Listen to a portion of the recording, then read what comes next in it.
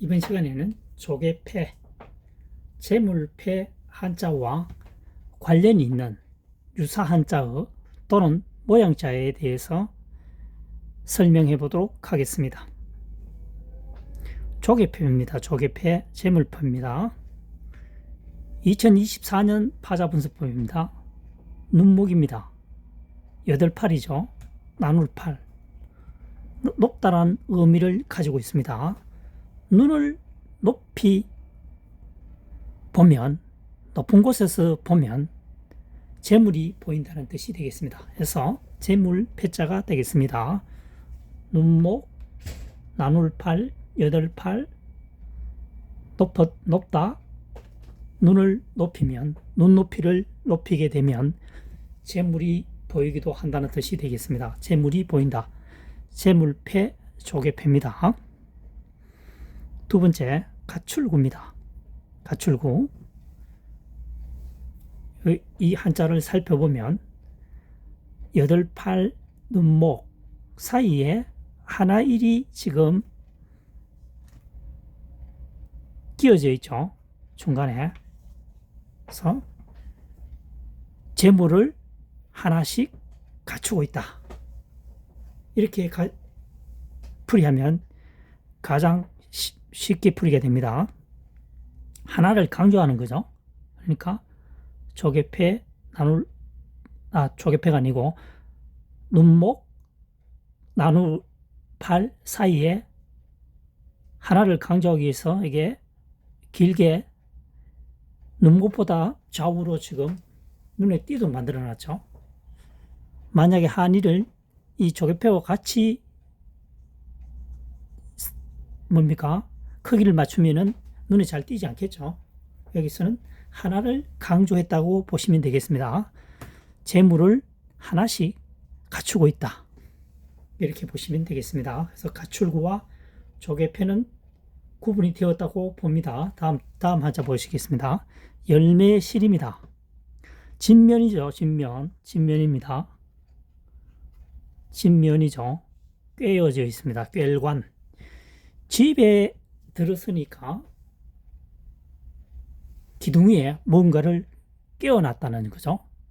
그래서 200~300년 전 또는 500년 전으로 거슬러 올라가면 열매라는 뜻이 되겠습니다. 열매실이 되겠습니다. 깨어났다가 열매를 다음 해에 이제 다시 심게 되겠죠. 깨어서 매달아 놓는 것은 농촌 생활에서 가장 적이 뭡니까? 쥐죠, 쥐. 쥐의 공격을 피하기 위해서 허공에 매달아 놓습니다. 열매를. 그래서 집에서 깨어 놓은 것은 열매다. 되겠죠? 열매실이 되겠습니다. 그 다음, 기타 부분은 음식이 항상 부족했기 때문에 깨어서 매달아 놓을 여유가 없습니다. 여유분이. 부족한데 여유분이 있겠습니까? 하지만 열매까지 없으면 다음에 식량을 구할 수가 없죠. 그래서 열매실이 되겠습니다. 그 다음 4번 어질현입니다. 어질현입니다. 어질현이죠. 그러니까 조개패를 제외하고도 어질현입니다. 정신적 어질현입니다. 정신적으로 어질다는 거죠. 마음적으로. 여기서 재물까지 갖추고 있으니까, 재물까지 베풀고 있으니까 이건 물질적으로나 정신적으로나 다 어진 거죠. 말로만 도와주겠다는 거 하고 실질적으로 도와주는 거와는 차이가 굉장히 많이 나겠죠. 그래서 보다 구체화시킨 한자가 되겠습니다. 어질현. 정신적으로나 물질적으로나 모두 어진 행동을 한다는 뜻을 갖고 있습니다. 어짐을 지니고 있다. 어질현이 되겠습니다. 여기서는 조개패보다는 재물패로 풀이하는 게 좋겠죠. 정신적으로 물질적으로 어짐을 내포하고 있다. 어질현이 되겠습니다. 다섯 번째, 순할순입니다. 내천자죠. 내천. 머리혈입니다. 뇌의 머리를 담그게 되면 머릿결이 물이 흘러가는 방향 쪽으로 나란히 이렇게 흘러가겠죠. 머리카락이 흘러가는 물 방향으로 나란히 이렇게 줄을 서게 됩니다. 수능하게 된다는 거죠. 여기서는 여자의 머리카락을 대비하면 되겠습니다. 긴 머리카락. 물론 과거에는 남자도 머리를 길게 길렀습니다. 그래서 순하다는 거죠. 여기서 순하다는 뜻이 되겠습니다. 뇌의 머리를 순하게 적응시킨다. 머릿결이 뇌의 물결에 따라가듯이 말이죠. 순응한다는 뜻이 되겠습니다. 역행하지 않고. 그 다음 6번째, 법칙칙입니다. 또는 곧적입니다. 다시 말하면 훈과 음이 두 개라는 뜻이 되겠죠. 훈과 음이 두 개이다.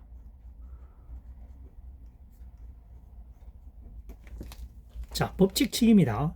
여기서는 재물패로 해석을 해야 되겠습니다. 재물은 칼로서 법칙, 규정에 따라서, 규칙에 따라서 곧 나눈다는 뜻이 되겠습니다. 그래서 법칙칙 곧적입니다. 재물을 모든 사람이 있는 곳에서 직접 나누지 않고 향후에 시간이 흐른 후에 나누게 되면 부작용이 발생하는 경우가 많죠. 그래서 법칙칙 곧적입니다. 재물은 칼로서 규정대로, 규칙대로, 법칙대로 곧바로 나눈다는 뜻이 되겠습니다. 곧적, 법칙칙. 그 다음 7번째, 고들정의입니다.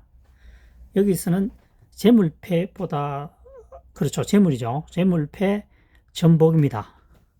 점을 봄에 있어서 재물을 많이 줘야만이 고든 정계를 내놓는다는 뜻이 되겠습니다. 정계를 순간적으로 보는 경우도 있겠지만은 신에게 며칠 동안 그 기도를 통해서 얻어내는 경우도 있죠. 그러니까 그때는 돈이 많이 필요하다는 얘기가 되겠습니다. 다시 말하면은 흉년이나 홍수가 일어났다. 그래서 신령에게 한 번 빌고 마는 게 아니겠죠. 한 달 내내 합니다. 한 달 내내. 비가 올 때까지, 비가 멈출 때까지. 그래서 돈이 많이 들어간다는 얘기가 되겠죠. 그래서 점을 올바르게 보려면은 재물을 많이 투자해야 된다. 그래야 고든 것이 된다. 고든 점이나 고든 정계를 볼 수 있다. 고들정 되겠습니다. 그 다음 8번째, 함께 굽니다. 갖출굽니다. 이 지금 글자는. 그래서 사람이 갖추어 있으니까 서로 무언가를 갖추어서 함께 간다는 뜻이 되겠습니다. 사람이 물건을 갖추어서 함께 간다는 뜻이 되겠습니다. 그래서 함께 굽니다. 사람인 변이죠. 변이라고 하는 것은 한자의 좌측에 사용되는 한자를 말합니다. 여기서 우리가 알고 있는 사람인이죠. 변인, 사람인, 이렇게 변형어가 되었습니다. 그 다음 9번째, 두려워할 구자입니다. 마음심이죠. 마음심. 그 다음 갖출굽니다. 마음이 갖추어져 있지 않으면, 항상 두려움을 느낀다는 거죠. 만반의 태세를 갖추기 위해서는 항상 갖추고 있어야 된다.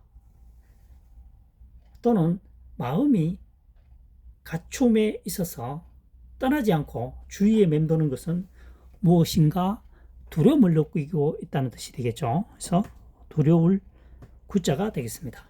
또 마찬가지로 신방변입니다. 마음심이죠. 그래서 변해 오면서 단순화됐죠. 이것을 마음심변으로 쓰지 않고 마음심을 쓰게 되면 심구라고 읽을 수도 있습니다. 심구. 그래서 마음심을 여기 쓰게 되면 글자 폭도 정사각형이 잘 안 나오려고 그러겠죠. 그래서 간단하게 하기 위해서 또는 글자를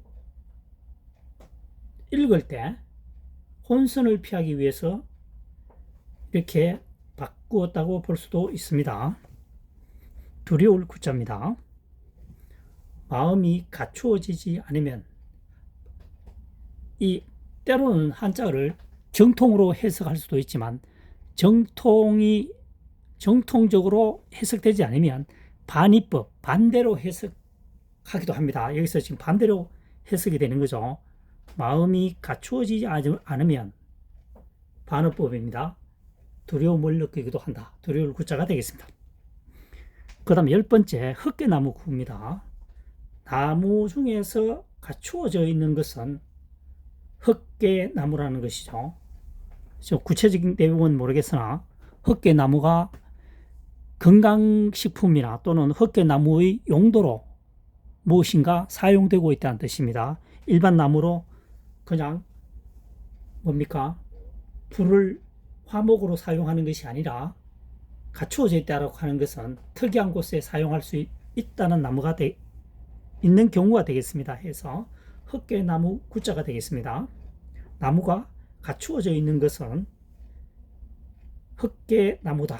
일반적인 나무와 조금 다르다는 얘기가 되겠습니다. 용도라든가 또는 식용할 수도 있죠. 우리가 헛개나무 차 많이 들어보셨죠? 헛개나무 구가 되겠습니다. 그 다음 11번째, 방죽구입니다. 방죽이라고 하는 것은 물이 밀려 들어오는 것을 막아주는 둑을 말합니다. 흙토죠. 흙토. 흙으로 갖추어져 있다. 방죽을 만들었다는 얘기가 되겠습니다. 그래서 흙으로 갖추어서 물이 밀려오는 것을 막기 위해서, 홍수에 대비하기 위해서 둑을 만든 것을 방죽이라고 한다. 해서 방죽구가 되겠습니다. 방죽구. 이번 시간에는 조개패, 재물패 또는 파생되어진 가출구 한자어를 가지고 변형된 모양 한자어에 대해서 설명을 해보았습니다. 대표적인 한자고, 조개패와 가출구가 포함되어 있는 한자가 수백자가 되겠죠. 수백자가 될 수 있습니다. 모든 한자어가 파자 분석을 통해서 풀이하게 되면 한자 학습은 매우 쉽게 다가올 수가 있습니다.